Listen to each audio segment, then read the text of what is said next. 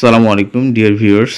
আজকে আমরা বিভিন্ন প্রকারের ব্যথার ট্রান্সলেশন শিখব। চলুন তাহলে দেখে নেওয়া যাক। ব্যথা, এইক। ব্যথা, এইক।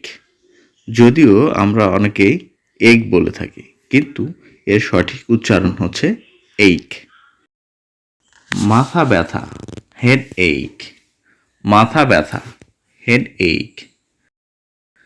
নাক ব্যথা, নোজ এইক। নাক ব্যথা, নোজ এইক। দাঁত ব্যথা, টিথ এইক। দাঁত ব্যথা, টিথ এইক। পিঠে ব্যথা, ব্যাক এইক। পিঠে ব্যথা, ব্যাক এইক। বুক ব্যথা, চেস্ট এইক। বুক ব্যথা, চেস্ট এইক। পেট ব্যথা, স্টমাক এইক। পেট ব্যথা, স্টমাক এইক।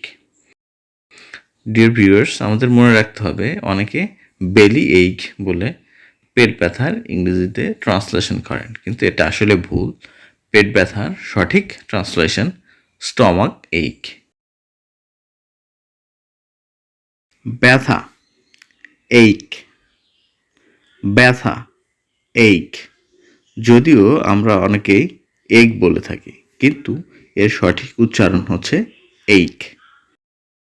মাথা ব্যথা, হেড এইক। মাথা ব্যথা, হেড এইক। নাক ব্যথা, নোজ এইক। নাক ব্যথা, নোজ এইক। দাঁত ব্যথা, টিথ এইক। দাঁত ব্যথা, টিথ এইক। পিঠে ব্যথা, ব্যাক এইক। পিঠে ব্যথা, ব্যাক এইক। বুক ব্যথা, চেস্ট এইক।